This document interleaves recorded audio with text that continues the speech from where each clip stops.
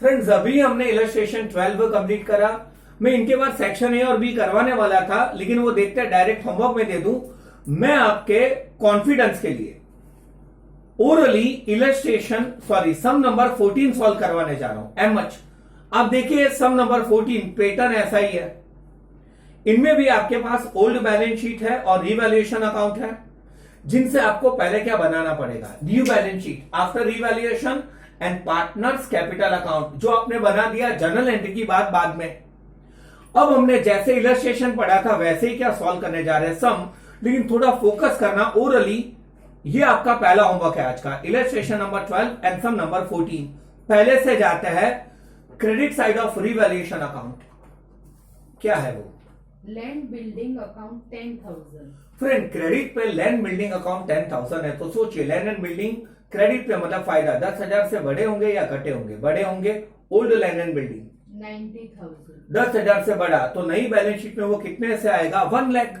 अब अमाउंट में गलत भी प्लस करूं, आप सही कर देना, मतलब वो लैंड एंड बिल्डिंग में क्या हो जाएगा? प्लस। कोई डाउट हो? नेक्स्ट।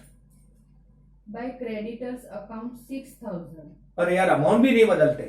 क्रेडिटर क्रेडिट साइड पे 6,000 से रिवैल्यूएशन, मतलब क्रेडिटर को इतने ज्यादा चुकाने हैं तो क्रेडिटर में प्लस होता है, या कम चुकाने कम, तो लायबिलिटी में क्रेडिटर्स में से 6,000 क्या हो जाएंगे? माइनस। ओल्ड बैलेंस शीट में क्रेडिटर्स कितने से है? 50,000। माइनस 6,000 मतलब 44,000 कहां पे आ जाएंगे? आउटर। कोई डाउट हो?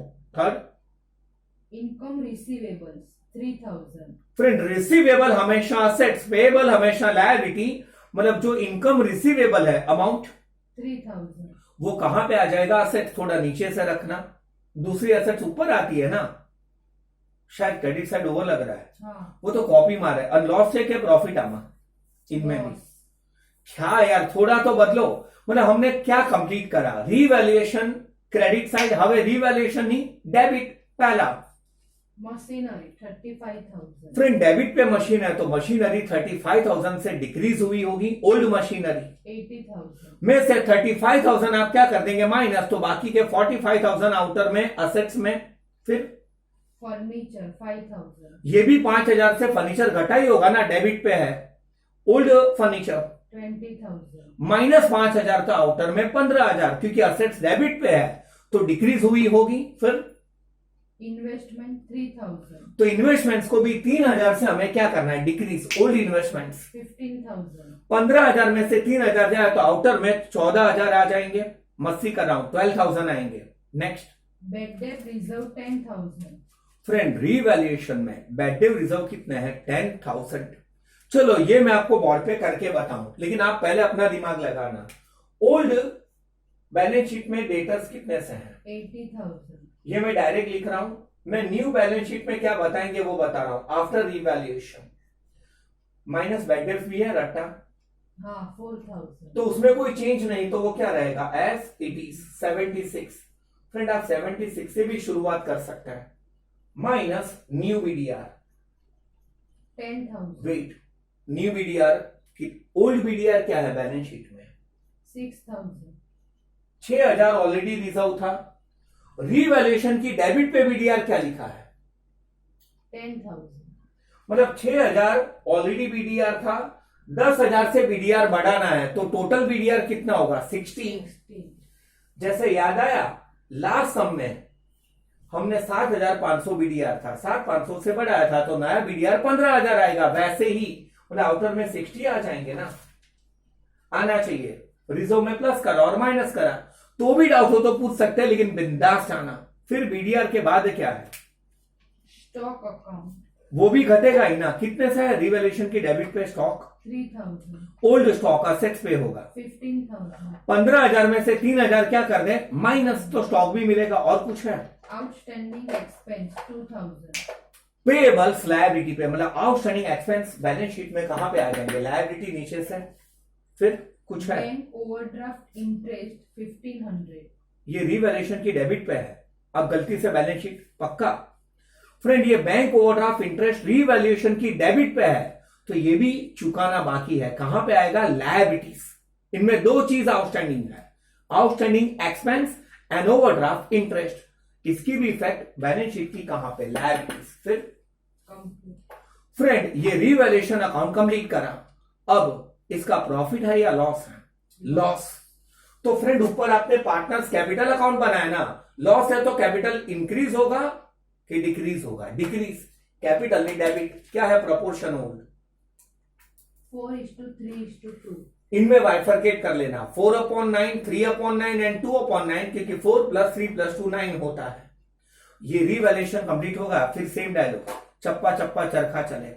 हमें बैलेंस शीट जो है, बैलेंस शीट का एक एक मैटर बताओ। पहला लैंड बिल्डिंग, नहीं, लायबिलिटी से शुरू करें। कैपिटल अकाउंट, फ्रेंड ये कैपिटल का ओपनिंग बैलेंस हुआ। कहां पे आता है कैपिटल का ओपनिंग बैलेंस? यहां पे ना, क्रेडिट पे।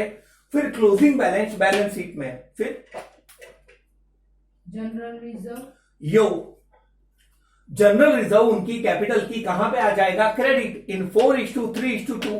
फिर workers accident compensation fund. Friend जब भी वर्कर एक्सीडेंट कंपेंसेशन फंड हो, मैं बिंदास जाता हूं, आप देख लेना क्या कुछ रुपए रखने हैं नीचे इंस्ट्रक्शन में कि कुछ क्लेम रखना है, एकदम नीचे। A claim of ₹5,000 was against worker accident compensation. यानी हम सारा डिस्ट्रीब्यूट करेंगे या 5,000 रखेंगे। आप कहेंगे सर आपने लास्ट इलस्ट्रेशन में तो ऐसा चेक नहीं करवाया। मैं बिंदास जाता हूं, तुम्हारे वर्कर फंड हो तो चेक કરીને जवानों के कहीं राखवाना। लास्ट इलस्ट्रेशन में कुछ नहीं रखने थे तो पूरे के पूरे डिस्ट्रीब्यूट करें। टोटल फंड कितना है वर्कर्स का? 23,000. उनमें से कितने रखने हैं? 5,000. तो फ्रेंड ये 5,000 लायबिलिटी पे आएंगे, क्योंकि इतना चुकाना है ना। मतलब 5,000 आप कहां पे रखेंगे? लायबिलिटी। 23 में से 5 माइनस करो, 18। 5,000 लायबिलिटी पे है तो डिस्ट्रीब्यूट कितने होंगे? 18,000। मतलब वो पार्टनर्स की कैपिटल की कहां पे आ जाएंगे? Credit, in a proportion of 4:3:2। जितना राखवाना हो लायबिलिटी। अच्छा ऐसा नहीं होता तो 23,000 डिस्ट्रीब्यूट होते हैं। फिर क्या है लायबिलिटी पे? 9% bank loan, as it is, blue marker, एमा कोई जैसे थे वैसे। फिर क्रेडिटर्स, वो ऑलरेडी आ चुका है, माइनस कर चुका हूं। Bills payable, as it is, blue marker, bank overdraft, as it is. Complete. Asset side, land building, वो मैं इंक्रीज कर चुका हूं, क्रेडिट पे था। मशीनरी, वो डिक्रीज कर चुका हूं, रिवैल्यूएशन की डेबिट पे था। फर्नीचर, वो भी डिक्रीज हो गया है, इन्वेस्टमेंट, वो भी कम हो गया है। डेटर्स, ये रहा the saga of the debtors. Bills receivable, as it is 99% एमा का पूरा मेरा ट्रस्ट मत करना, ओरल जा रहा हूं, एज इट इज होगा वो। फिर स्टॉक, वो घट चुका है शायद, cash balance, as it is. Profit loss account, as लुचोन लफंगो। फ्रेंड ये नेगेटिव रिजर्व है, कहां पे है? असेट्स। वो पार्टनर्स की कैपिटल की क्रेडिट या पार्टनर्स की कैपिटल की डेबिट? डेबिट पे 4:3:2। Next complete. फ्रेंड अब आप पार्टनर्स के कैपिटल का बैलेंस निकाल देंगे। वो टोटल करा क्रेडिट पे, जो डेबिट पे गैप आएगा balance carry down, closing balance कहां पे आएगा? Closing balance of partners. Friend liabilities 2 या 3, कितने पार्टनर्स हैं? 3। हाँ मैं भी पागल हूं, 4:3:2 है तो 3 ही पार्टनर होंगे ना। आ गया लायबिलिटीज पे, खत्म। बैलेंस शीट टैली तो खुशियों की हेली आना चाहिए। और जर्नल एंट्री कैसे करोगे? फ्रेंड रीवैल्यूएशन की डेबिट पे जो है उसकी जर्नल एंट्री, तो एंट्री आ जाएगी revaluation account debit to machinery account, to stock, to furniture, to outstanding expense या बैंक ओवरड्राफ्ट या वो। और जो क्रेडिट पे है वो तो फ्रेंड ये बधु डेबिट થઈ જાય। Land account debit, creditor account debit, receivable income account debit और रिवैल्यूएशन अकाउंट क्या हो जाएगा? क्रेडिट। प्रॉफिट है या लॉस है? लॉस। तो पार्टनर्स डेबिट और रिवैल्यूएशन क्रेडिट। प्रॉफिट आते तो पार्टनर्स की क्रेडिट और रिवैल्यूएशन की डेबिट। रिजर्व्स की एंट्री, 2 पॉजिटिव रिजर्व है, general reserve and workers fund. But workers fund की एंट्री 18,000 से आएगी। 5,000 हमने एज इट इज रखे लायबिलिटी पे। General reserve account debit full amount, workers fund account debit 18,000 to partners capital account. और आखिरी जर्नल एंट्री लुच्चा द लफंगा reserve, negative reserve, PNL account. तो फ्रेंड पार्टनर्स डेबिट हो जाएंगे और ये पीएनएल अकाउंट जो लॉस है वो क्या हो जाएगा? क्रेडिट। फ्रेंड ओवर है, मतलब आज का आपका पहला होमवर्क है इलस्ट्रेशन नंबर 12, सम नंबर 14, जिनमें आपको पहले partners capital account, balance sheet, sequence कौन सा है पता चल गया। पहले रिवैल्यूएशन को सॉल्व करें, फिर बैलेंस शीट को, फिर चप्पा चप्पा चरखा चले, चप्पा चप्पा जर्नल एंट्री चले। अब तो आ जाना चाहिए आपको। ओके फ्रेंड्स, और मैं यहां पे एक छोटा सा ब्रेक लेने जा रहा हूं।